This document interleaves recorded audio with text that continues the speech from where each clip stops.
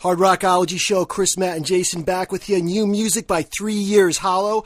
Hungry is the song from their latest release, The Cracks. And joining us from the band, lead singer Jose Urquiza. Jose, welcome to the Hard Rockology Show. Thanks for having me, guys. Happy to be here.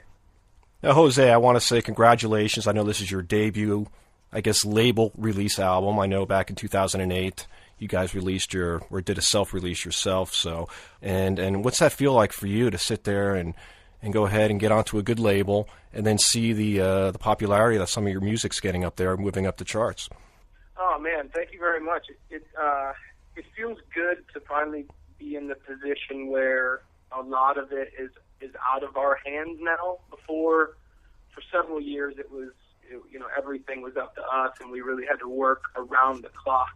And on every aspect of it. But now we've got a great label behind us, so we get to focus a little bit more on just being in the band and kind of enjoying that, like you said. So it's been amazing, man. The last tour we were on with Saving Abel was great, and we're ready to get back out with Saliva. So.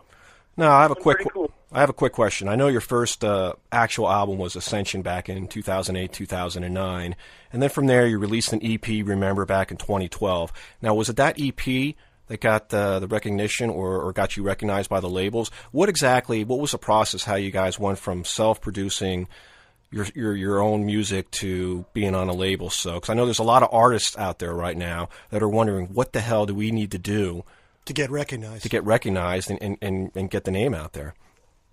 Yeah, man. It started back in 2007, and I literally just walked into a recording studio and said, I want to learn how to do this. I want to record my band, and can I come in and use your studio? And the owner said, yes, absolutely. And we started self-producing all of our stuff back in 2007. So then we put out Ascension. It was my first run at Pro Tools, first run at producing anything. And then over the next 3 years, just kind of built up an online fan base, with Facebook was exploding. MySpace was still a thing back then, but, our website. And then we were playing regionally because we couldn't really tour at that point. We still all had full-time jobs and everything. But, 3 years had passed, and we got to 2012, and I was like, man, nothing's happened yet. I really want our fans to hear something new. I really feel like we owe them some music. And so we decided to go in and just record a 6-song EP in hopes that, it would satisfy our fans, give them something to look forward to, and that we could shop it to labels, and a label would come along and say, okay, this is great, and then send us to, go finish the record. And that's actually exactly what happened with Imagen. They came in, they heard Chemical Ride, they heard Remember, which was the single we pushed independently last year, and they said, okay, that's great, let's take these songs, let's go into the studio and record 8 more and put out a record. And well, I guess the question is right there. Okay, so when did Clint Lowry from Seven Desk get involved? Was he involved all along with the original EP, or did he come along a little bit later on? He came along afterwards. What we did when we decided to do the Remember EP was we were going to do one song where we hired an outside producer. And that song that we did was Chemical Ride. And so we hired Tadpole, who was up at Groove Master in Chicago at the time, where like Disturbed and Seven Dust record. So we went up there, we did Chemical Ride, and it was like this eye-opening experience for us to have this outside producer come in and kind of break our song down and take out some things and add some of his own flair. And we heard the song and we're like, holy crap, we have to do this again. So we had him do another song, and he did Remember. And we pushed that out to radio, and Octane was the first one that kind of grabbed onto it, and that's ultimately what allowed us to go on tour for the first time, because we're like, Octane has the single, we have to go. And so we did that, and who we met along the way was a band, I Empire. And Clint's brother Corey plays bass in I Empire. So Corey saw us a couple times, and he came up to me, he's like, man, there's something about your voice. There's something about the power in your voice, and I really think you guys are tight. You're great. You get better every time I see you. I think you guys should give my brother a call and do some co-writing. I think he could, help you get to that next level. And that was after, the Remember EP was already out. That was after we were shopping it to labels. So we were still independent at that time, working with Clint, co-writing some music and not really knowing what we were going to do with it, but we just, we knew that it was a great thing for the band. And then, that's when Morgan came along. He was doing the A&R for our label, and, Clint was just a natural fit to produce the record, the rest of the record, basically, and that's how that came about.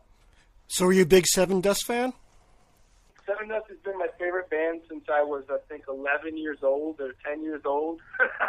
So this is like kind of like a dream come true almost. I mean, you got like one of your favorite bands, and one of the members in that band is producing your first album. It's pretty cool, right?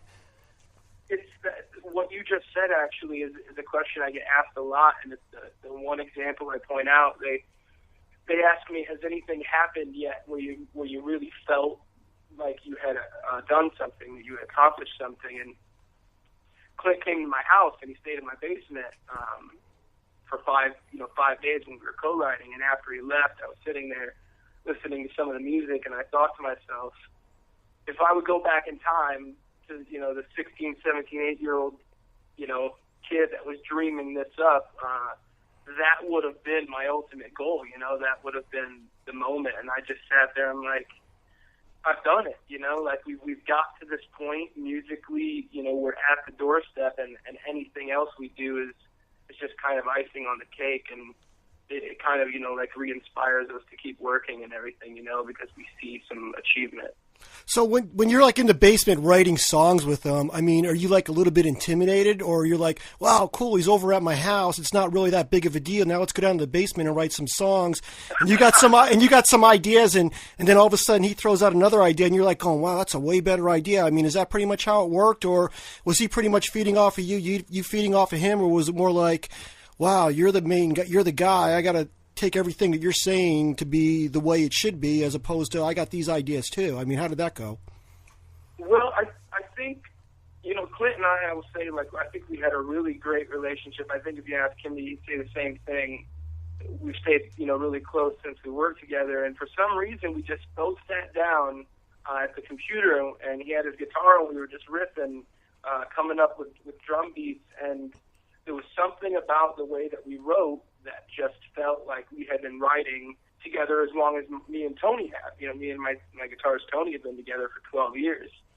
So, Clint came in, and, he would come up with like a riff, and I would sing something over it, and he would just be like, well, here, go here at the end, and then I would do it, and we would literally just feed off of each other. He kind of became like a sixth member of the band during those writing sessions, basically. Now, looking at your album, The Cracks, which was just released a little bit earlier this year in February, now you get together with Clint. Now, I'm going to ask this question. You had a lot of this material already written. Was there a song that's on this album that was, I guess in a way, completely different or turned out completely different after Clint came into the picture? I mean, is there any stories like that where you had originally had a song and then it basically got restructured, put together a little bit differently once Clint got there? Is there any particular tracks on there that are completely different than the tracks you originally came with demos? I'm going to have to think about that one for a second, because one thing that is different is Clint did contribute writing to this record, so there's a couple songs, where Clint, the music is, he wrote, so that kind of brought a different style into the band, like The Devil's Slave, for example. I don't know if you've heard that one. That's actually one of my favorite tracks on the album. Clint, already had the music for that. We were in the studio together, and the first day he went into the other room, and he was writing this music, and I came in, he's like, what do you think of this? And I just started singing melody lines, and everything was so strong. Morgan was in the studio at the same time, and he heard it, and he was throwing in some other ideas, and everything felt so strong that we decided to use that as one of the songs on the record. So if that one sounds like it's a little bit different style than everything else, it's because that's kind of showcasing, Clint's writing along with my style and writing. But as far as one of the other songs, I would say the one that Clint did the guitar solo on, For Life. That song was written back in, I think, 2007. We had that as originally as a song for Ascension, and I had this chorus, and I just couldn't get something that I thought was album worthy, that I thought was powerful enough. So every record cycle came around, and I tried something new, and I just didn't have it. So when Quint came on, I'm like, let's try this, and we started working on a chorus, and between me and him bouncing back and forth between each other, the chorus of For Life came out. And that actually is a perfect example of just considering that song's so old and has, tried to make it onto an album so many times and just finally did. Okay, Jose, I was going to ask you, because my brother and I were having this discussion before we got on the air to talk to you. There's always the single off the album, and then there's another single maybe, but then the fans that buy the album, they listen to the whole album, they're always going, well, why wasn't this song a single? Like my brother just mentioned, the Devil's Track. I mean, that's one of his favorite songs, one of my favorite songs off the album. So do you guys get to pick the singles, or does the record company pretty much do that for you? That's such a hot button topic. I mean, you guys think oh, this is the best song on the album, and the record label's going, well, we want this one as a single, and you guys are going, oh, well, okay.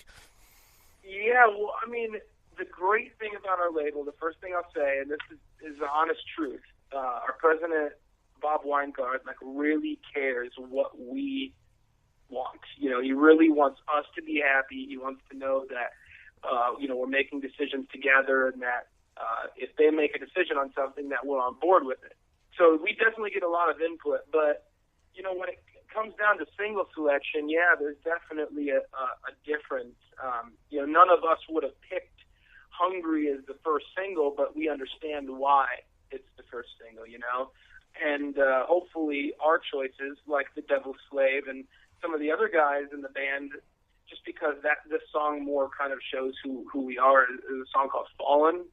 That's one of the songs that they wish would have been at least the first single to just come out rocking and showing everybody our heavier side. But, the label, is behind us, and hopefully we'll get a chance, if people, dig what we're doing and like our music, then hopefully we'll get a chance to release, a couple singles or maybe 3 or 4, That'd be a dream come true, but, hopefully that happens. That's what we're trying to do.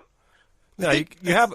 I'm sorry, Matt. I just want to make this clear. I just think I messed up. It was The Devil's Slave. I don't know why I said something different. I wanted to apologize for that. I was thinking about something else. But go ahead, Matt. We're no problem, man. I got so much knowledge in my head, Jose. Sometimes the wrong stuff comes out. All right, Jose, I guess what I was going to ask you before I was so rudely interrupted over there. But now I guess the question I wanted to ask you guys are doing a lot more shows now. You guys are playing a lot more, and you guys have, like I said, almost 2 full-length albums and a couple EPs. Now, is there a track from your catalog that for you is the one song that you look forward to playing every night that's something personal to you?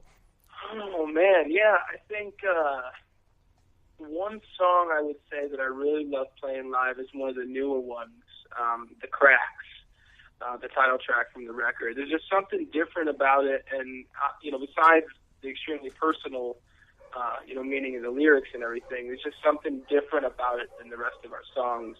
It kind of breaks down in the verse, and then it's different timing in the chorus, but it just sounds so heavy live.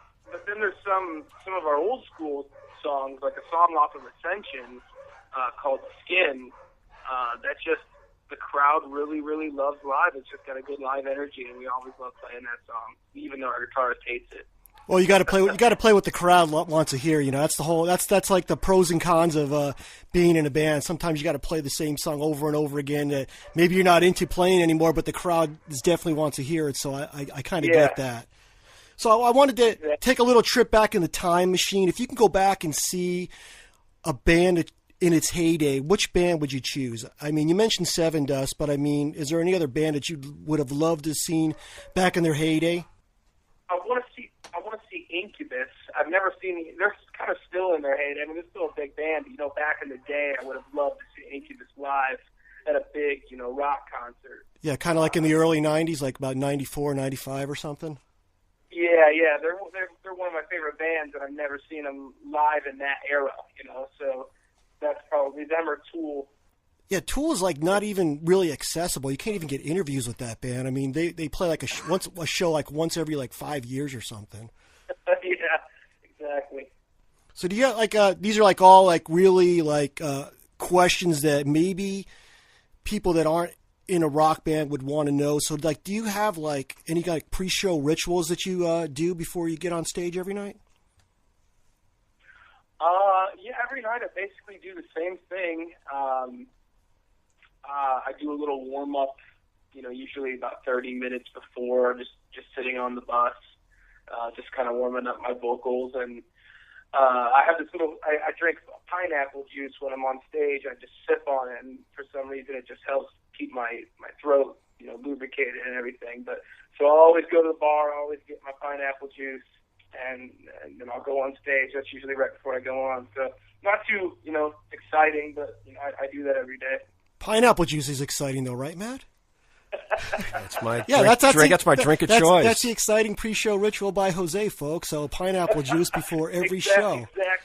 I should have made it cooler and said I had 4 shots of whiskey before the pineapple juice. Yeah, but that would have been a lot. All right, I'm going to put you on a spot because you're going to be going out there on tour with Saliva. So I got to ask you, old singer, new singer, or they pretty much sound the same? You got a preference, or have you had a chance to play with these guys yet? I have not seen them live with the new singer. I saw them live with Josie back way back in the day. I think I was like 18, so God, 12 years ago, 10 years ago, I guess. That's considered back in the day, yeah. But I have not seen them with the new singer, so I'm interested to find, to go out there and check it out. Okay, so speaking of Saliva, you guys got some tour dates coming up you want to mention? I believe it starts right now, pretty much April, right? Yeah, we leave April 1st, and we're out with them for 3 weeks out to the West Coast, and we haven't been to the West Coast yet. We haven't been past Colorado, so we get to go to a lot of states that we haven't been to. So the place you're looking forward most to be playing on the West Coast? I mean, I don't want to put any other places down, but what's the one that's on the calendar that you're like going, wow, man, it's going to be so cool to play there? Well, I think for everybody in the band, just going to Los Angeles and Hollywood is a cool thing. We're to get to play at a place like the Whiskey. I think it's exciting for any music fan. So it sounds, maybe a little cliche, but everybody's excited to go to Hollywood, just to check it out. So make sure we're going to be seeing you guys when you're there anyway, so maybe we'll show you the Rainbow Bar and Grill and a whole bunch of other places that you want to check out while you're there. I mean, you're only there for one day or a couple days. Yeah, I think so, yeah. Yeah, Whiskey's definitely a cool place, right, Matt? Yeah, Whiskey's probably my choice. If I'm going to play L.A., the Whiskey would be my first choice. So you're going to enjoy the Whiskey. When you guys get a chance to get in there, you're going to enjoy it. You'll be a little bit surprised how big the place is or how small the place is, but the history and everything else that's going on there, I think once you guys play in there, you guys are going to really, really remember it. It's Hollywood. I mean, Especially seeing your name up on the marquee up there. That's the one thing that you're going to want to take the picture of is the name up on the marquee. Exactly. Okay, a couple more questions. Jose, where can people find out about the band? 3yearshollow.com, our Facebook page, facebook.com/3yearshollow, and then we all have Twitter and Instagram accounts. We're constantly updating and trying to communicate as much as possible with everybody. But our Facebook page is really, the most informative. That's where everybody can find out about everything, including your since retired van, correct? Yes, we have. Thankfully, we have a new one ready to go out on this tour. We've been through 3 motorhomes. This is our 4th one. One of them caught fire in my driveway and caught my house on fire at 3 in the morning. That was a fun story. But that sounds like a Spinal Tap moment, I mean, somewhat. I mean, this could happen to any band. Do not let this happen to your band. What actually caused the fire for the van being on fire? What caused that? The battery actually exploded. We had just got home from a long drive on a show. We pulled into the driveway, we parked it, we went inside, and we had stepped out back, and we saw smoke, billowing from the front of the house, and we went out front, and the battery had caught fire, and then, you know, eventually the whole motor home, and then the front of the house. I was going to ask you a Spinal Tap moment, but I think I have one now. All right, so like Matt said, we always have our guest introduce the next song to take us out of the segment, so if you would please do so, that'd be great. And once again, Matt and I want to thank you for coming on the Hard Rockology Show. Thanks for having me, guys. I really appreciate it. This is a song Taken by All off of our latest album, The Cracks. Hope you guys like it.